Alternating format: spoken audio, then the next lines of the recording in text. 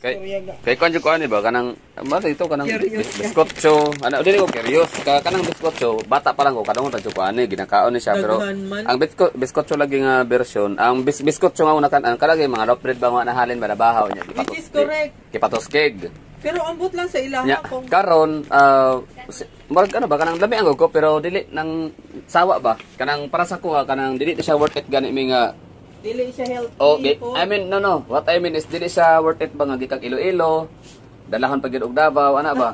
Kanang paliton, unya, bayaran pagid sa kanang baggage, ana god. Not until kaganina, akong natilawan, lahi, maray kasi kitawag nga original biskotso. Subot pa sabot tayo, nag-imitate. So, muna na atong ginakaon sa Davao di ay. Daghan man diri. Mo rin ang gitawag sa kuan, the original biskotso. Biskotso house, the original biskotso. Subot pa sabot sa Iloilo lang siya ganun. Bantong rin nga, daghan ka sa Iloilo gyud na ano, kanang makitaan nga tindahan. Wala siya sa ano, murag wala dito sa Davao no. Masap tay feeling nimo pag mukaon kami, pag imo ipiyong ang mata. Murag nakauli ko sa Iloilo. Murag ka nang ano, murag dala sa kuan, memory. Oo, murag more of ano siya sa mga memories good kay sa una may kaunon. Gamay pa mo, anak ba? Pila na kayo sula ka ulit Iloilo me? 20. 20 years, ay dugayan na oy.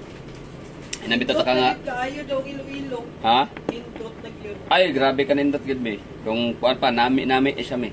Lagi. Nami. Nami, hindi gali sa inyo sa Iloilo ga, oh. Very nice here. So, nice, giniaga, nami. No, kaya na-post lang yun yung suba-suba. Ako naman gini dati. Ginhanon yun naman lang yun. Nice. Ito namin sa pag-develop sa Iloilo sa dali lang area ko. VIP. Just in case lang na curious kayo kung sino yung babaeng nagsasalita at napapamanghat, napapahanga, napapawaw talaga sa Iloilo. Siya ho si Tim Langga, no, isang vlogger or basta sa Facebook ko to fina-follow. Siya ay taga Bacolod City. Matagal ako naka-follow sa kanya at yun dahil nga sa kanya din ako yung napunta ng Bacolod City dahil nga influence na rin ni itong si Tim Langga. So bakit ko lang to pinakita itong mga short footages lang naman na to na it's a proof no na ganun talaga maganda talaga ang ang Iloilo City. Grabe ka nindot, wow nami no. So yun na nga sabi nga ni Mami na nindot na daw kayo ang Iloilo ga. So sabi ko yes, confirmed no. So maliban sa akin na magsabing kumpirmado, maliban sa akin ng pirma ko, so yun ginamit ko rin yung as reference Langga na taga Bacolod na talagang maganda na nga ang Bacolod, maganda na nga ang Davao City, pero kaming dalawa na nagmula sa mga magandang lugar still napapawaw factor pa rin, napapahanga pa rin sa Iloilo City beauty and charm. That simply means Iloilo City beauty and its charm is universal. Ibig ko sabihin nun, kahit sino, kahit ano, taga saan ka man, talagang mapapawaw ka talaga sa Iloilo City kasi nga kakaiba ang kanyang disenyo, no? Ang kanyang hugis, ang struktura, ang pasilidad, daan, kalsada, lahat-lahat na lang, no? Sobrang nakakahanga, nakatuwa kasi sa dami ba naman ng magandang lugar sa Pilipinas, but still Iloilo nailed it, no? One of the best at saka di talaga siya papahuli, napaka-unique, no? Kaya pasalamat na rin ako at merong ganitong platform kahit maliit lang ang ating reach, so at least ba na magamit ko siya para mag-spread no ng information about sa mga cities in the municipalities, provinces, regions dito sa Pilipinas, hindi lang Iloilo City kundi lahat na ng mga pwede nating puntahan na deserve din naman talaga siya na marinig at malaman ng mga hindi pa nakapunta sa lugar, o lalo na yung mga taong nafi-feed ang kanilang utak ng hindi magandang news and information or fake news kumbaga ba, no? So ito yung reality about Iloilo City. So very stunning, elegant and charming. So going back tayo sa sa usaping biskotso. So saan na tayo na punta, no? Pero don't you worry kasi meron talaga tayong full version nitong gaano nga ba kaganda ang Iloilo City. Kumbaga inikot talaga natin siya, no, ang kanyang area. But as of now, biskotso muna tayo. So yun ang original biskotso house. Haro Iloilos. Biskotso. So ngayon ano siya, kumbaga, alam niyo ba na bata pa lang, in the 90s, talaga ako'y kumakain naman na ito hanggang sa early 2000. Ang dami mga natitinan ng mga bake shop, mga bakery. Tapos yun, ang biskotso kasi, as far as I know, 'di ba, base sa aking experience talaga nung bata pa ako, yun yung mga loaf bread, mga tinapay na parang bahaw, yung mga hindi na sold out or hindi na benta sa mga tindahan for consignment or ano pa man tawag diyan, na binalik sa factory. Tapos ginawa siyang nilagyan siya ng margarine or something, tapos pinatoyo. I don't know kung anong process nun. Paano nila pinatigas, no? Paano pinatosti. So, kumbaga parang growing up, yun na nga, na isang Davaoenyo sa Mindanao na kumakain ng ganito. So, parang hindi siya special sa akin. Like, ano lang siya, baka, yun na nga, parang, imbes na itapon, imbes na masayang, ano siya, no, i-recycled, tapos ibenta ulit para mapakinabangan, makakain at magkikita pa yung may-ari ng bake shop, yung bakery. So parang no special, just very ordinary lang talaga siya.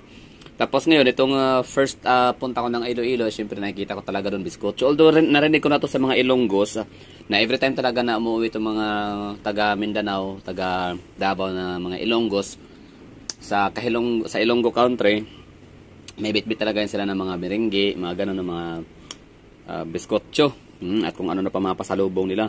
Kumbaga, kung sa Ilonggo, sa mga kailongguan ay mga biskotso, mga merengue, ano pa, mga piyaya, mga tura-tura, yun.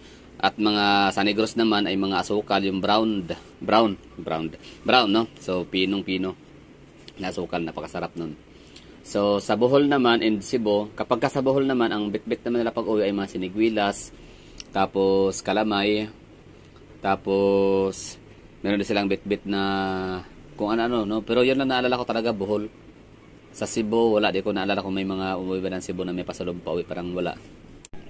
Okay, correction. Meron pala ang Cebu, no? Dried mangoes. And natikman ko to way back 2002. High school pa ako noon, o 2003 ba yun. So, shout out sa aking ate, kapatid, panganay ho namin, no. Nakapunta siya ng Cebu dati, na ma-shell siya. Pag uwi niya, meron siyang dalang dried mangoes. Na, nung una, tinanong ko siya, sabi ko, dried mangoes, pwede ba yun? Kasi pagkakaalam ko, ang dinadried lang talaga is yung sampalok, ginagawang candy. Pero, yun ang natikman ko na yung dried mangoes. Like, ang sarap, no. Talagang nakaka-addict siya, you could ask for more, yung kanyang asim tamis ng dried mangoes. Kaya yun, so thank you sa aking ate, kasi 2003 or 2002 doon ko first natikman yung dried mangoes ng Cebu na kanyang dala from Cebu. So yun na nga, biskotso. Nung una talaga akala ko ay ordinaryo lang siya, just like biskotso na kinakain ko ng bata pa ako, na mabibili sa tindahan o kung saan-saan, 'di ba? Anywhere, somewhere, na binabalot lang talaga siya ng plastic na very ordinary. Pero ito kasi 'di ba, masyadong presentable, masyadong well packed talaga siya. Masasabi mo talaga nga hindi siya potso-potso, hindi siya pipitsugin. Basta yung talagang promotion kung promotion talaga siya. Syempre, alam mo yung napakaganda ng Iloilo, napakaganda ng mga tao, ang ganda ng kalye, ang ganda ng mga buildings, ang ganda ng mga facilities nila. Basta as a whole, no, in general, ang Iloilo City is maganda. Tapos ang pasalubong na biskotso hindi presentable, di ba? So, well, speaking of hindi maganda, world class, tapos hindi maganda ang mga pagkain, meron tayong scene yan sa Boracay, no? Meron akong experience pala. So, abangan ho natin yan, na medyo na-disappoint ako kasi nga Boracay Island is the internationally renowned or recognized, no, as the world's best island. Tapos, alam mo yun, meron akong na-experience na pagkain na disappointed in nakaka-alarma, no, na hindi talaga dapat mag-exist yung ganun doon sa lugar kasi masisira hindi lang ang Boracay and kundi as a whole, buong Pilipinas. So na nga, ulitin ko, ang biskotso parang wala talagang interest kasi sabi ko parang wala namang dyan special. Biskotso, biscuit, so ordinary lang siya, walang special, not until I tasted it. Kaya naman pala. The best. Sarap. So, nagsisituloy ako bakit konti lang. Sana dinamihan pa.